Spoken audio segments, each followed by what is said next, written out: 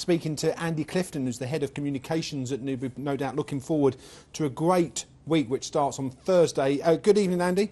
Good evening, how are you? I'm fine, and thank you very much for joining us. My pleasure. In terms of the meeting Thursday, Friday, Saturday, how's it looking in terms of tickets sold, and how can people sort of get involved on race days? Yeah, as you say, we're racing Thursday, Friday and Saturday, 7 races each day. The gates open at 10:30, and we'd expect something like 30,000 people over the 3 days. Obviously, the majority of those are on Hennessy Gold Cup Day, 16, 17,000, that sort of number. But it's worth bearing in mind that if you wake up on Saturday morning and you want to come on Hennessy Day, tickets will be available on the day, so it won't be sold out. And we're all set for 3 days of just fantastic racing. And it's great as well. You've got some great prize money, obviously, throughout the 3 days. In terms of the membership side of things as well, you do a jump season membership as well, don't you, Andy? Yeah, there's all sorts of different levels of membership. Jump season, there's a younger person's membership. You can have a whole year. You can just have the flat.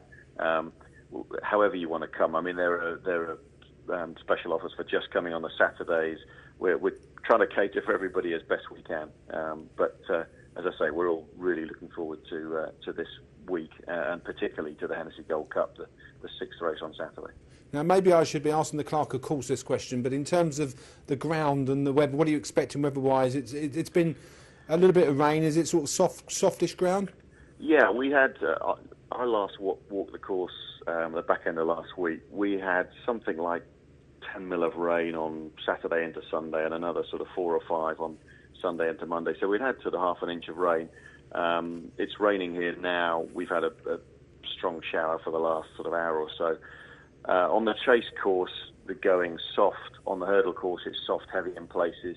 After this rain blows through today, we might get a little bit more tomorrow, but for the rest of the week, it's looking like being relatively fine and dry. So I would think that we'll start the meeting on that sort of ground, and certainly by Hennessy Day, it'll be soft on the chase course. The chase course is always just rides a little bit faster or less slow in this case than the hurdles track.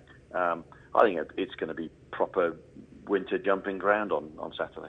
Which is great, and also from a positive aspect as well, Andy. You've done a lot since obviously the coverage in the media about the racecourse Newbury. How has that been received? The changes that you've made at Newbury. I think it's been relatively positively received. I mean, clearly the racecourse Newbury brand didn't work. I wasn't here at the time, and neither was Julian, our new CEO. But there was a solid logic behind that. But we've listened to our customers. We've changed the name back to Newbury Racecourse, which most people have said about time. But that's great. And we've also announced a big new sponsorship at the start of the flat season. Lockage Day is now being sponsored by Alsha Cab, and we're worth £750,000. So things are heading in the right direction. We know we haven't done everything right. We know we've got a long way to go, but we're determined to get there, and the early signs are very positive. And the great thing is, Andy, you've got 3 days of great racing.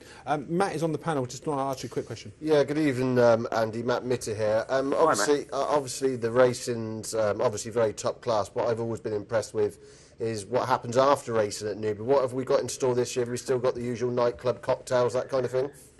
Yeah, we've got the Outside Chancer here this year, which is it's a very popular pub in Manton, but they do a sort of roving, not quite a nightclub, but a after racing entertainment, during racing entertainment, pre-racing entertainment, and they've tied up with AP McCoy this year. So some of the top jockeys will be in there before racing, giving you the tips. There's a chance it's free for everyone that's in the Premier Enclosure and also the Grandstand Enclosure after racing. Anybody can go in there and have a drink, and there'll be plenty of jockeys and trainers and owners in there after racing too. So the place will be buzzing. And actually on Saturday, we've got a pre-racing show in the parade ring, and we've managed to get Willie Robinson, the jockey who rode Mill House, who's ridden 3 Hennessy winners, more than anybody else.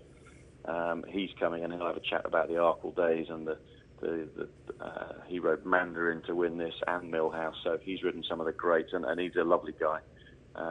Plenty of other guests too, including some top trainers and jockeys with rides in the Hennessy. So yeah, I mean, there's plenty going on. It is a great 3 days, but it's all about the Hennessy Gold Cup for most people. And I like a bet as much as everyone else does, and I can't wait for the tapes to go up at 3 o'clock on Saturday. Well, there's plenty of the horses declared. We're going to go through them one by one very soon. But thanks very much indeed for joining us tonight, Andy.